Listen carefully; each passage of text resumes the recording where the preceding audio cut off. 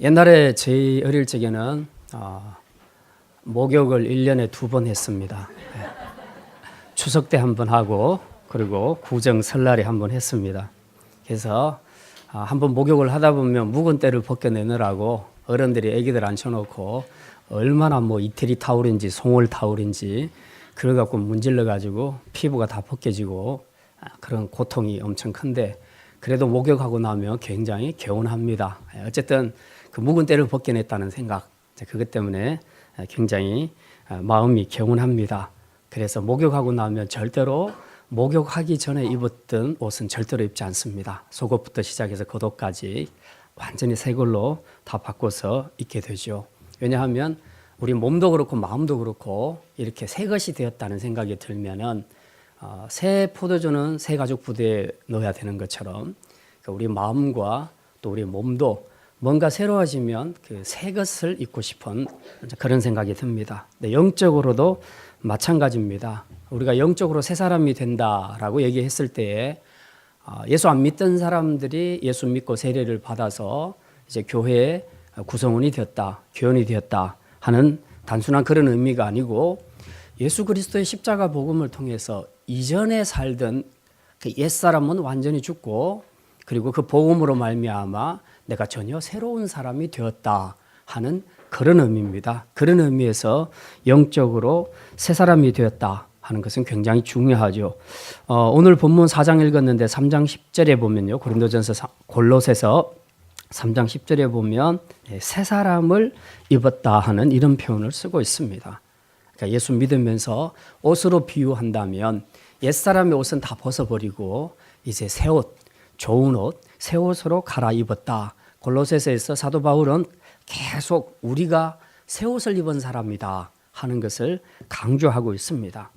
자, 그러면 이제 이렇게 예수 믿는 사람이 새 사람이 되었다. 옛 사람을 벗어버리고 새 사람이 되었다라고 얘기한다면 우리의 삶의 양식도 달라져야 될 것이다. 이제 옷으로 비유한다면 새 옷을 입었다고 얘기했을 때 이게 구체적으로 우리 삶에서는 뭘 의미하는가라고 생각했을 때 이게 삶의 양식이죠. 삶의 방식이 달라지게 된다는 겁니다. 목욕한 이후에는 절대로 더러운 옷을 입지 않는 것처럼 우리가 새 사람이 되고 난 이후에는 과거에 살았던 더러운 삶으로 우리가 돌아가서는 안 된다 하는 것을 지금 사도 바울이 이야기하고 있습니다. 그래서 오늘 이 말씀은 짧은 말씀이지만 이 속에 굉장히 많은 양들이 들어가 있는데 사도 바울은 특별히 그 전도를 염두에 두고 이 말씀을 주고 있습니다. 물론 이제 새 사람이 해야 할 그런 일들이 많이 있지만 오늘 이 골로새서 본문을 의지해서 함께 우리 새 사람을 입은 사람들에게 요구되는 삶의 방식이 어떤 것인가 하는 것들을 오늘 이 전도의 관점에서 함께 말씀을 생각하려고 합니다. 자, 첫 번째는 새 사람이 되면 뭘 해야 되는가? 우리의 삶에 나타나야 할 첫 번째가 바로 기도 생활입니다. 기도 생활에 힘써라. 한번 따라합시다. 기도 생활에 힘써라. 2절 말씀, 4장 2절 말씀 우리 같이 한번 읽겠습니다. 기도를 계속하고 기도에 감사함으로 깨어있으라. 3절 같이 읽습니다. 또한 우리를 위하여 기도하되 하나님이 전도할 문을 우리에게 열어주사 그리스도의 비밀을 말하게 하시기를 구하라. 내가 이 일 때문에 매임을 당하였느니라. 기도가 무엇이냐? 정의를 하라 한다면 여러 말로 할 수 있겠죠. 나 이제 대충 몇 가지로 정리할 수 있겠습니다. 기도는 하나님과 영적인 교제다. 우리가 보이는 사람과도 어떤 형태로든 교제를 하지 않습니까? 더 친하고 싶은 사람하고는 밥도 같이 먹고 커피도 같이 마시고 대화도 같이 하고 영화도 같이 보고 독서 토론도 같이 하고 할 수 있는 최대한 많은 것들을 공유하는 방식으로 그렇게 교제를 하지요. 하나님과 교제하는 것도 마찬가지입니다. 하나님과 교제함에 있어서 가장 확실하게 쓰이는 수단이 바로 기도입니다. 그래서 기도는 하나님과 교제다. 그 다음에 기도는 사단과의 영적인 싸움에서 사용하는 영적인 무기다. 영적인 무기다. 그 다음 기도는 영적으로나 육적으로 우리의 필요를 채워주는데 사용되는 수단이라는 겁니다. 예를 들어서 일용할 양식을 주십시오 하고 하나님 앞에 기도하는 것. 내가 영적으로 많이 힘들고 지쳤습니다. 하나님 저에게 영적으로 힘을 주십시오 하고 하나님 앞에 기도하는 거죠. 자, 이렇게 기도는 다양하게 많은 의미를 가지고 있습니다. 내가 예수 믿기 전 옛사람이었을 때는 하나님과 교제라는 것이 사실 없었습니다. 그렇잖아요. 하나님을 모르니까 교제할 일도 이유도 없었죠. 그런데 이제 예수 믿고 나니까 하나님과 교제하는 것이 제일 중요하겠더라. 주위의 사람들과 교제하는 것보다 가장 근본적인 것은 하나님과 교제를 많이 해야 되겠더라. 그래서 우리가 하나님과 교제를 하게 되지요. 또 영적인 무기라고 했는데 우리가 전에 옛사람으로 살았을 때는 영적으로 싸울 일이 없었습니다. 사실 내가 죄가 있으면 내 본성을 따라 죄를 지으면 되는 거예요. 그리고 그것이 밖으로 드러났을 때는 다른 사람들 욕은 더 먹고 그리고 법의 심판을 받든지 그렇게 되는 대로 그렇게 살았습니다. 그런데 이제 예수 믿고 새 사람이 되고 난 이후에는 우리가 죄를 안 지으려고 영적인 싸움을 하게 되는 겁니다. 근데 이 싸움을 하는 데 있어서 쓰는 여러 가지 무기가 있는데 그중에 가장 강력한 무기가 바로 기도라는 것입니다. 그래서 기도를 통해서 성령의 도우심을 입고 이제 내가 예전에는 쉽게 죄를 지었던 그 죄들을 기도를 통해서 우리가 힘을 얻어서 이기게 되는 것이죠. 또 우리가 전에 옛사람으로 살 때는 내가 필요한 것들은 내가 노력해서 내 힘으로 먹고 살았습니다. 근데 우리가 새 사람이 되고 난 다음부터는 생각하는 방식이 달라졌습니다. 그래서 내가 사는 것은 내 힘으로 사는 것이 아니라 전적으로 하나님의 도우심으로 사는 것이다 하는 이 깨달음을 갖게 되기 때문에 일용할 양식까지도 우리가 하나님 앞에 도우심을 구하는 것이죠. 그래서 하나님 이게 필요합니다. 이게 필요합니다. 이게 없습니다. 그렇게 하나님 앞에 기도하게 될 때에 하나님께서 우리의 기도를 들으시고 이제 이런 육신의 양식 또 영적인 양식 우리의 필요를 채워주시는 것입니다. 이렇듯이 새 사람이 되면 이제 먼저 기도에서부터 우리의 삶의 패턴이 달라지게 된다는 것을 우리가 알 수 있습니다. 기도한다는 것은 뭐냐 하면 결국 한마디로 얘기하면 나는 나 혼자 못 삽니다. 하나님만 의지해서만 내가 살 수 있겠습니다 하는 일종의 신앙 고백적인 행위가 바로 기도입니다. 내가 하나님 필요 없고 내 힘으로 잘 살 수 있으면 기도할 필요가 없잖아요. 그러니까 옛사람은 다 기도를 하지 않았습니다. 그리고 새 사람이 된 후에도 많은 사람들이 기도를 하지 않는 것은 하나님의 도우심이 절실하지 않든지 아니면 내 힘으로 하려고 할 때는 절대로 기도를 하지 않게 됩니다. 그러니까 우리가 기도 생활이 굉장히 중요하다. 이거는 내가 하나님만을 의지합니다 하는 신앙 고백적인 행위이기 때문에 여러분이 지금 여러분의 삶에서 기도가 얼마나 이루어지는가를 한번 점검을 해보시면 나는 하나님 없이는 못 사는 존재인가? 아니면 하나님 없이도 내가 내 힘으로 잘 살아가려고 하는 그런 존재인가 하는 것을 우리가 충분히 가늠을 할 수 있게 되는 것이죠.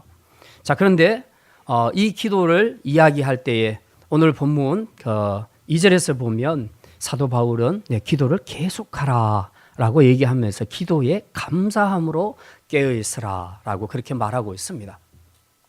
기도에 있어서 가장 첫 출발점은 감사에서 시작됩니다. 무슨 감사입니까? 첫째, 내가 하나님 앞에 구원받은 은혜에 대한 감사.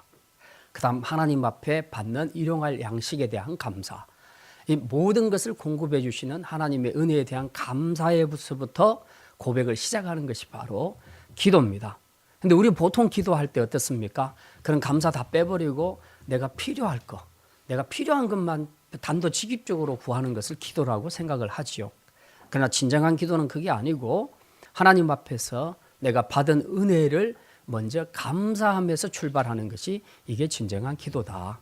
그 다음에 우리가 하나님 앞에 도우심을 구하는 것이죠. 그래서 기도에는 감사 요소가 굉장히 중요하다고 사도 바울은 2절에서 그렇게 말하고 있습니다. 자, 그러면서 사도 바울이 이제 궁극적으로 더 한 걸음 더 나아가서 이 기도를 전도와 연결을 시키고 있습니다. 3절 말씀, 우리 3절 말씀 다시 한번 같이 읽겠습니다. 또한 우리를 위하여 기도하되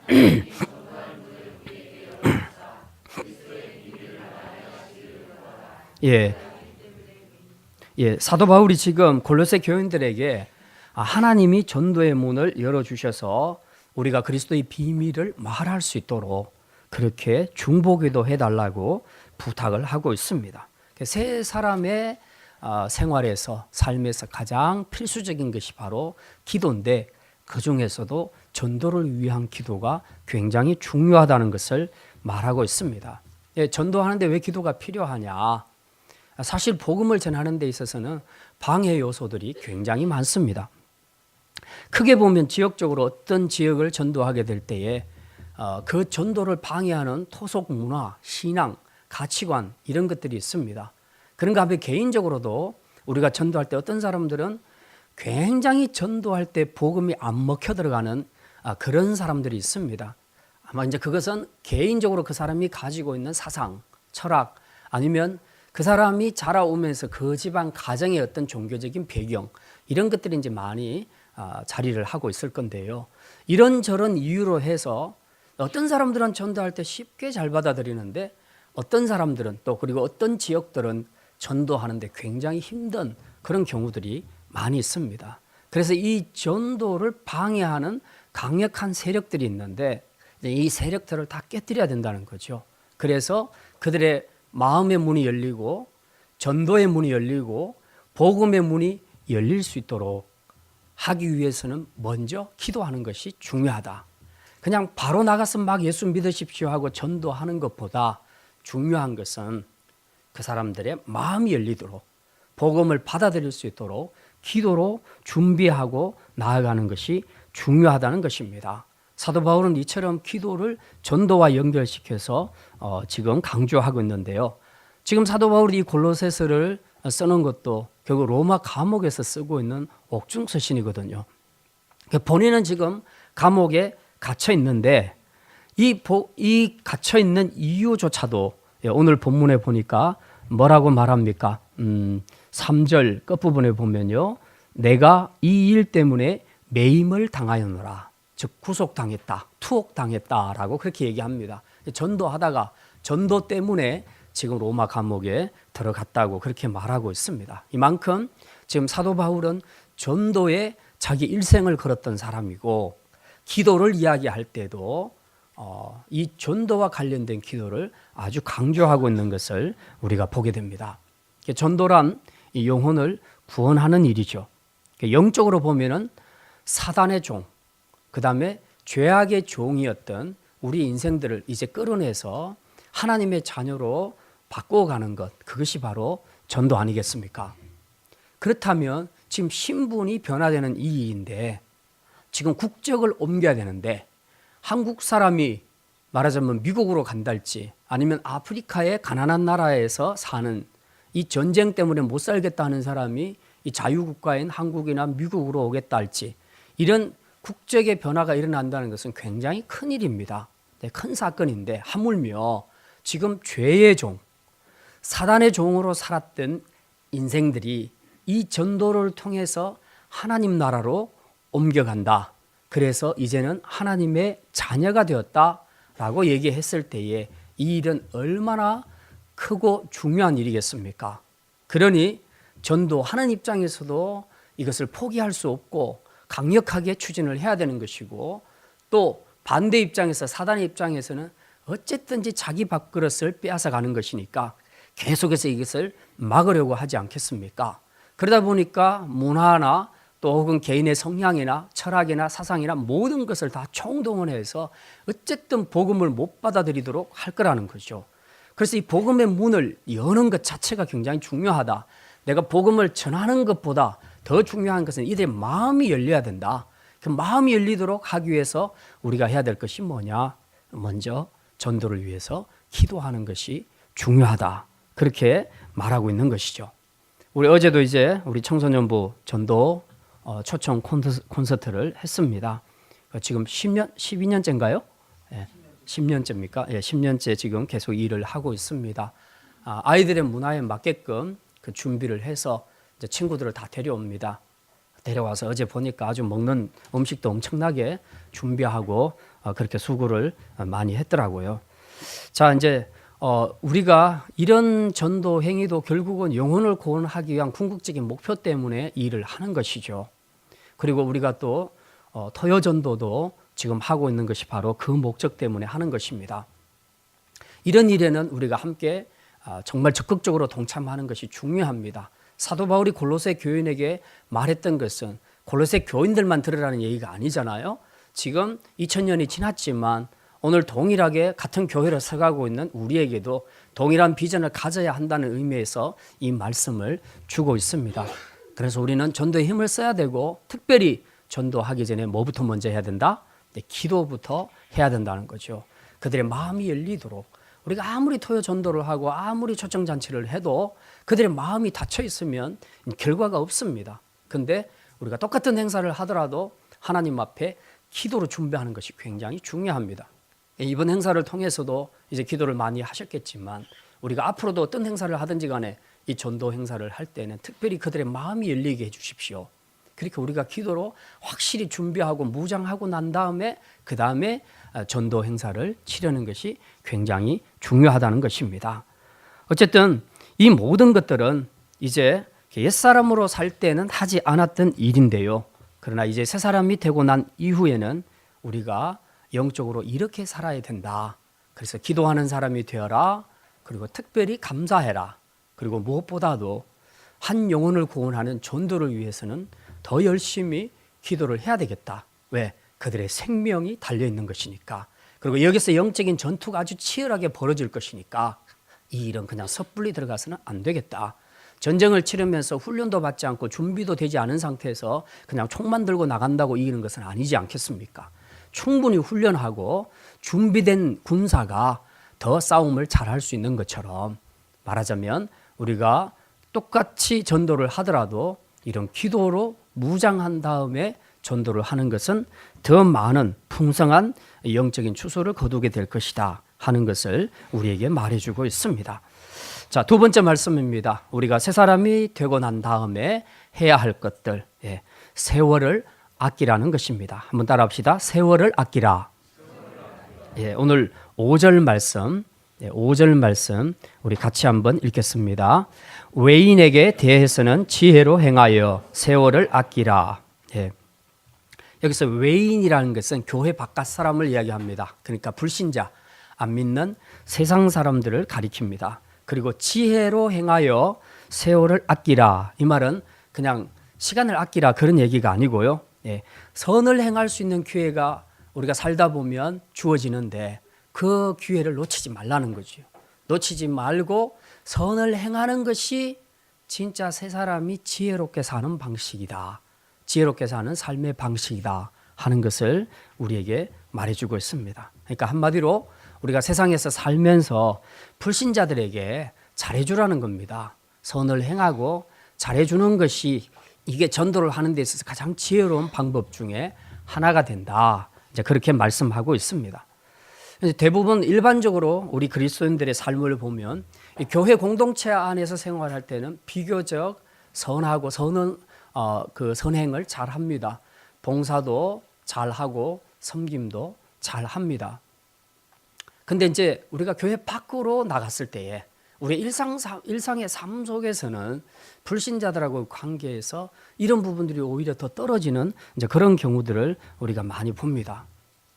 그래서 우리가 어제 이 청소년부 전도 콘서트도 했지만은 진짜 굉장히 많은 음식들을 준비를 했습니다. 한 영혼을 생각하는 그 마음, 그것 때문에 가장 최상의 대접을 한 것이죠.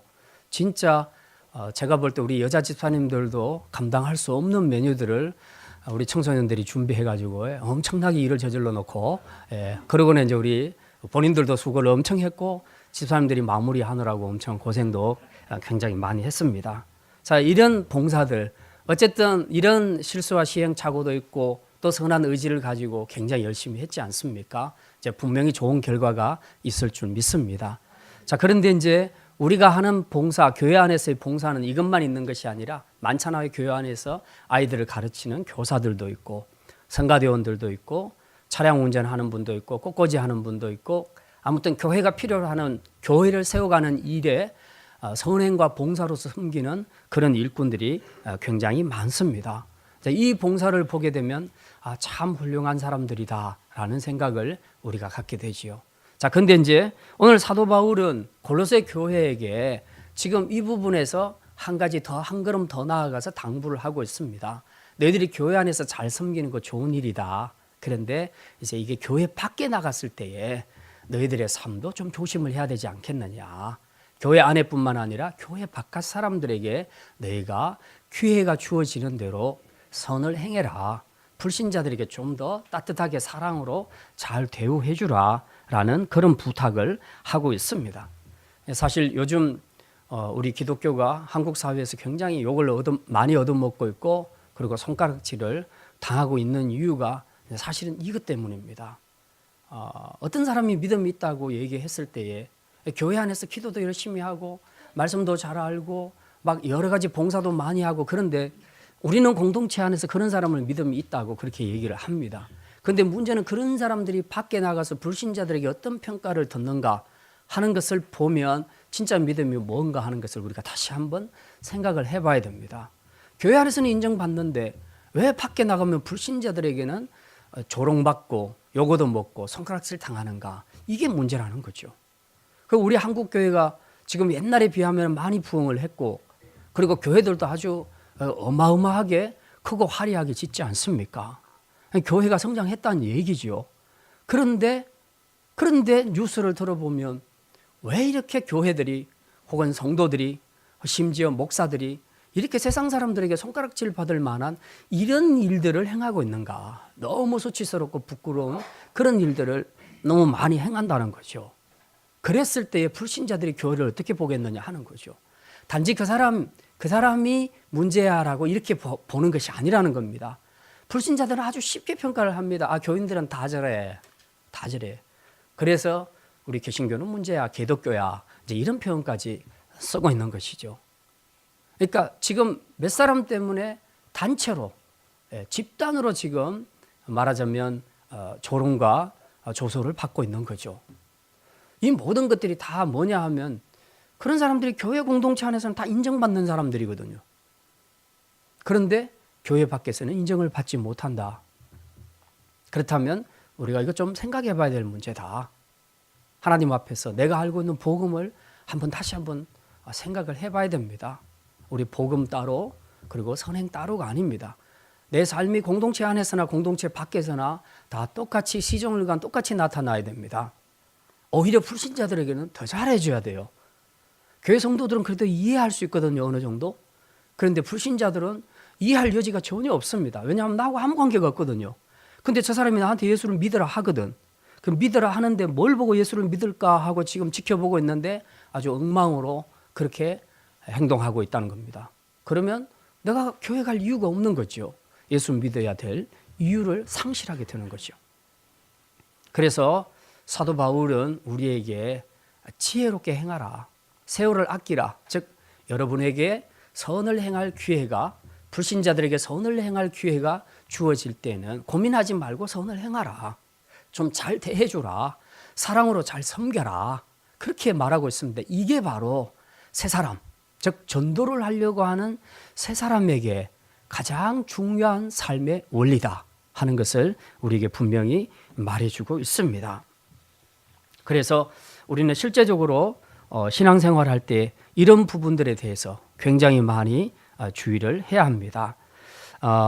오늘 본문에서 사도 바울은 분명히 전도 대상자를 향해서 외인들에게 대해서 지혜롭게 행하고 세월을 아끼라고 말하고 있지만 사실은 이제 우리 공동체 안의 성도들한테도 똑같이 해당되는 일입니다.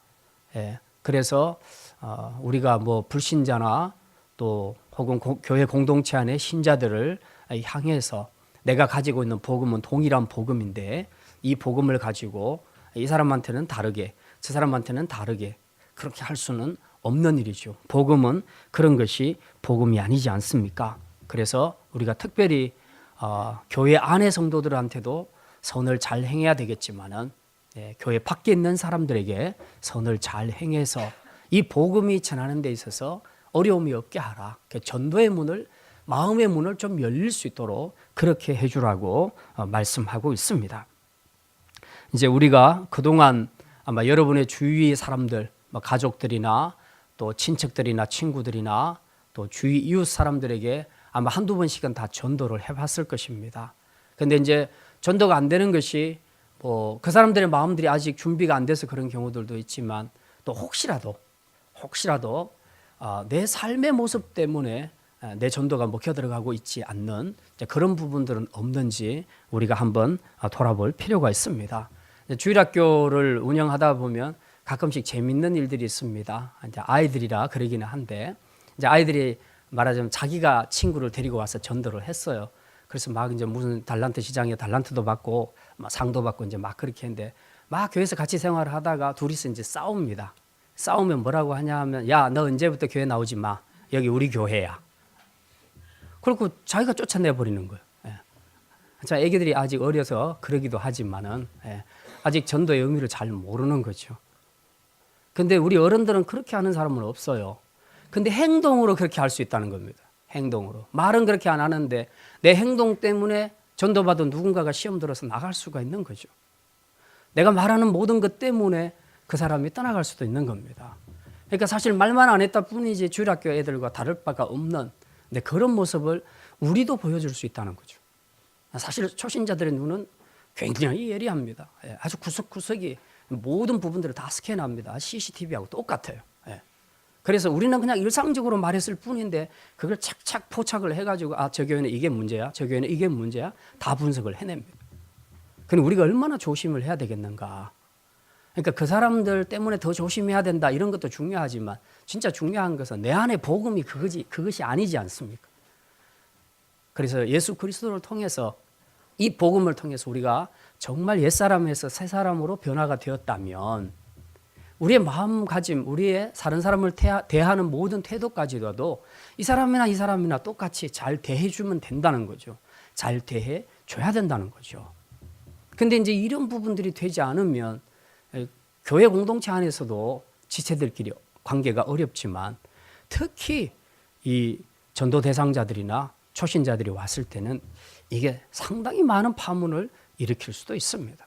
그 사람들은 교인들을 볼 때에 사람이니까 약할 수 있어라고 이렇게 이해해 주는 게 아니단 말입니다. 그냥 기독교인들은 거의 천사라고 생각을 합니다. 그 천사처럼 살아야 된다고 생각하는 그런 그 이상적인 요구가 있단 말입니다. 그런데 그걸 과감하게 깨뜨리고 그들에게 엄청난 상처를 주는 이제 그런 말과 행동을 통해서 전도의 문을 막아버리는 심지어는 온 사람도 쫓아내버리게 되는 이제 이런 결과를 가져올 수 있다는 것이죠. 우리에게 시간이 그렇게 많이 남지 않았습니다. 우리 청년들은 많지만 이미 40세 이상 들어서게 되면 이제 우리가 살 날이 산으로 말하자면 정상에서 내리막길을 걸어가고 있습니다. 여러분이 오르막으로 올라오기까지 선을 행할 수 있는 기회를 몇 번 받았다고 생각하십니까? 그 중에서 몇 퍼센트 여러분이 주님이 주시는 마음으로 그 기회들을 놓치지 않고 선을 다 행했다고 생각을 하십니까? 이제 우리가 남은 시간들 그렇게 많지 않은데요. 우리에게 주어진 이 세월들, 이 시간들을 우리가 아껴야 됩니다. 시간을 아껴서 돈 많이 벌라 그런 뜻이 아니고요. 우리가 하나님 앞에 선을 행할 수 있는 기회가 많지 않은데 그 기회들을 이제 놓치지 말고 좀 선을 행하자는 거죠. 공동체 지체들에게 뿐만 아니라 믿지 않는 외인들, 교회 바깥 사람들을 향해서 우리가 이 복음이 무엇인가를 보여줄 수 있는 그런 선행, 아름다운 모습을 우리가 보여줘야 된다는 것입니다. 이게 되면 그냥 복음은 살짝만 말해도 그들이 바로바로 문을 열고 복음을 받아들이게 됩니다. 특별한 경우를 제외하고는 이런 복음의 역사, 이런 전도의 역사가 일어나기 때문에 우리가 하나님 앞에서 우리의 삶을 돌아보는 것, 즉 선을 행하는 것이 굉장히 전도에서는 중요한 영향을 끼친다 하는 것을 우리가 기억해야 합니다. 이제 마지막 세 번째 말씀입니다. 새 사람이 되면 우리가 행해야 될 일, 은혜로운 언어 생활을 하라는 것입니다. 한번 따라합시다. 은혜로운 언어 생활을 하라. 새 사람이 되었다면 언어 생활도 새 것으로 바뀌어야 합니다. 사실 이 언어라는 것은 곧 사상이지 않습니까? 언어는 사상이다. 그렇기 때문에 언어를 통해서 우리는 그 사람의 생각과 가치관과 그리고 심지어 그 사람의 인격까지 가늠을 할 수 있습니다. 말만 들어보면 한번 대화를 해보게 되면 그리고 대화가 점점 깊어지면서 오래 대화를 해보게 되면 그 사람이 어떤 사람인지 우리가 알 수 있습니다. 이 언어는 어쨌든 보여줄 수 있는 것 중에 가장 빨리 보여주는 것이 바로 언어거든요. 종종 이제 남녀가 만나는 소개팅이나 아니면 옛날에는 맞선이라 그랬는데 선을 볼 때 딱 그 퍼스트 임프레션, 첫 인상이 너무 좋아요. 그래서 내 이상형이야. 너무 좋다고 생각했는데 대화를 딱 진행하면서 완전히 그 이상이 깨지는 그런 경우들이 있습니다. 보기는 정말 멀쩡하게 잘생겼는데 이야기해보니까 입이 거의 걸레 수준이더라. 예. 물론 뭐 맞선에서 그러지는 않겠지만 이런 것들이 자꾸 나오게 되거든요. 예, 언어는 조심하는 것은 잠깐이고요. 나중에 시간이 지나면 그런 것들이 다 나오게 되어 있습니다. 언어를 통해서. 그러니까 그런 것들을 통해서 우리는 그 사람의 생각, 가치관, 인격까지 다 가늠을 할 수 있게 되는 것입니다. 그래서 우리는 이 언어 생활을 특별히 조심해야 된다. 공동체 안에서도 나의 말 때문에 다른 사람들이 상처를 받을 수 있고 고통을 받을 수 있고 더더군다나 나의 이 말 때문에 초신자가 들어와서 교회에서 다시 나가게 된다면 이건 누가 책임질 거냐. 정말 힘들게 한 영혼을 데려다 놨는데 내 말 한마디 때문에 그 사람이 교회를 떠나게 된다면, 시험 들어서 떠나게 된다면 그 영혼에 대해서 누가 책임질 것이냐, 어떻게 책임을 질 것이냐, 우리가 그것을 좀 생각을 해야 된다는 겁니다. 그래서 우리가 언어 생활은 정말 조심해야 되는 것입니다.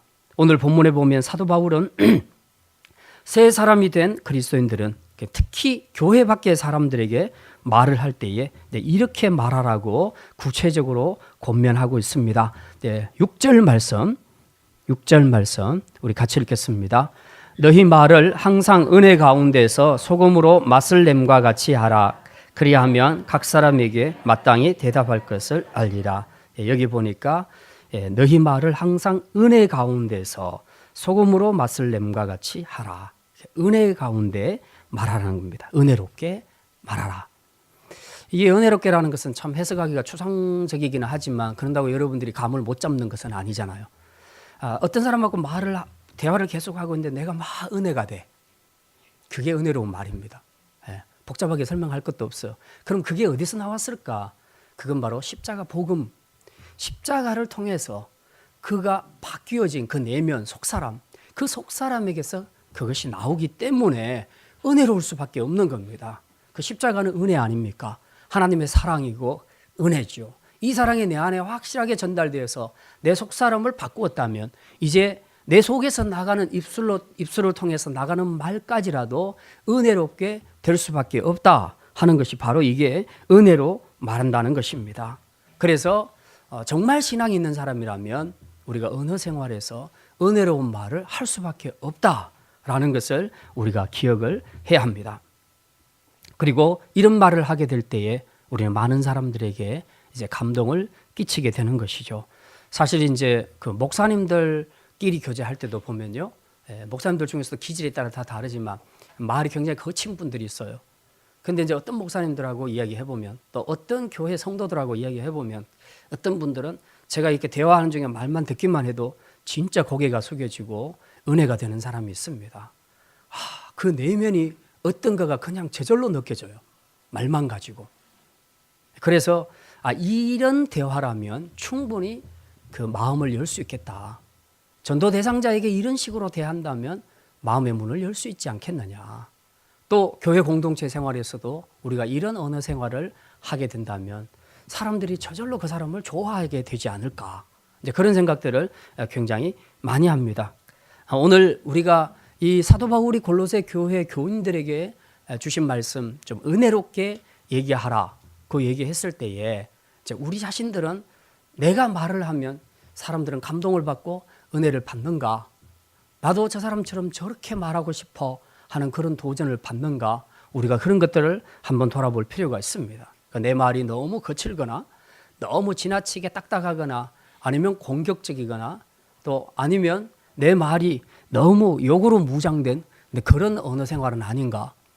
이런 것들은 결국 듣는 사람으로 하여금 혐오감을 느끼게 하고요. 그 혐오감은 마음의 문을 닫게 하고 그리고 그 사람과 교제를 멀리하고 싶은 이제 그런 생각을 갖게 한다는 거죠. 그래서 우리가 겉으로 드러난 언어도 굉장히 중요하다. 그러면 말만 부드럽게 하면 되는가? 그렇지도 않습니다. 예. 그러니까 장미 속에 가시가 있는 것처럼 말은 부드럽게 하는데 그 말을 가만히 듣고 있으면 뚜껑 열리게 하는 그런 사람들이 있습니다. 예. 그러니까 말 부드럽다고 그게 좋은 게 아니에요. 정말 그 사람이 어떤 마음을 가지고 그 말을 하는가가 읽히는데 대부분 속에 있는 것들이 밖으로 나온단 말이죠. 내가 저 사람 미워 죽겠는데 이를 악물고 부드럽게 톤만 낮춘다고 그렇게 그것이 좋은 언어 생활인가? 은혜로운 말인가? 그게 아니라는 겁니다. 아무리 부드럽게 해도 그것이 다 읽혀버린다는 거죠. 다 드러난다는 겁니다. 그러니 우리가 어떤 그 테크닉적으로 말을 부드럽게 하는 뭐 이것도 물론 중요해요. 중요하겠지만 진짜 중요한 것은 우리 십자가 복음으로 내 안에 속사람이 바뀌어져서 그냥 저절로 내 안에서 나가는 것들은 항상 은혜의 말이 될 때에 이게 사람을 감동시키고 이걸 사람들은 아름다운 말이라 감동적인 말이다 라고 그렇게 평가를 하는 것이죠.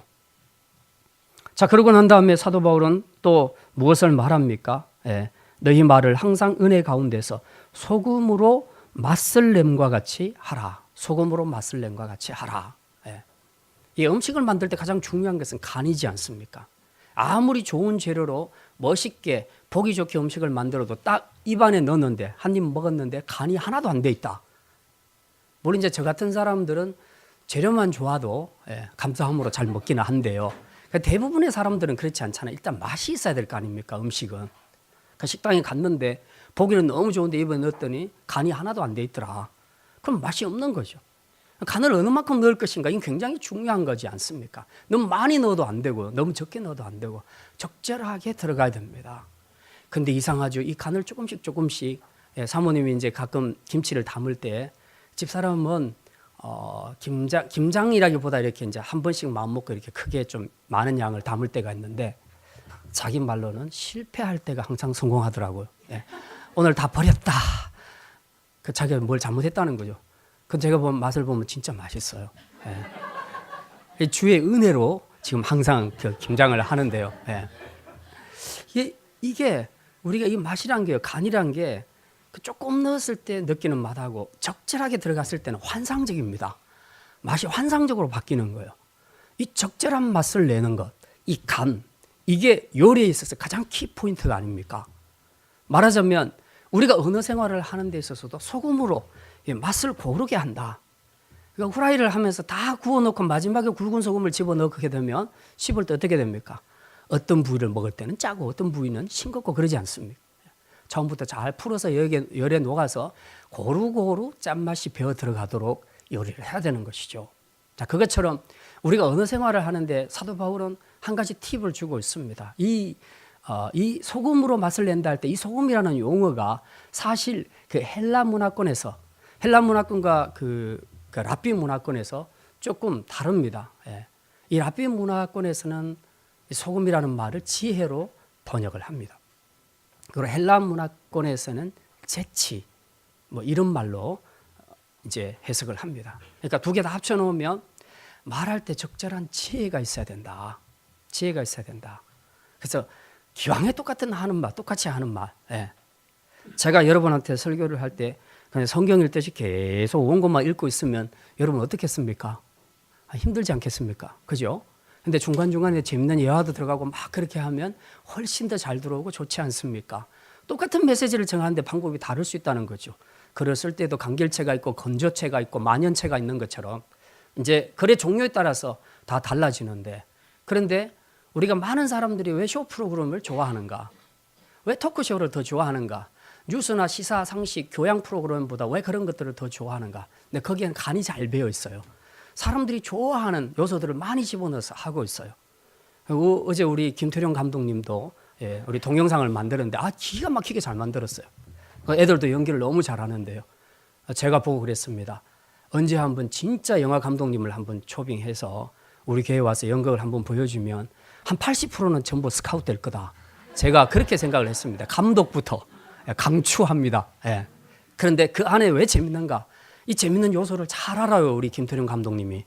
그래서 그 요소를 잘 집어넣습니다. 간을 잘 배게 해서 멋진 동영상을 만들어내는 거죠. 그러니까 보고 애들이 전부 다 넘어가는 거예요. 너무 재밌어가지고. 예. 근데 그 속에 어마무지한 메시지가 들어가 있는 겁니다. 이게 우리 김태룡 감독님의 탁월한 능력이죠. 박수 한번 쳐도 괜찮은.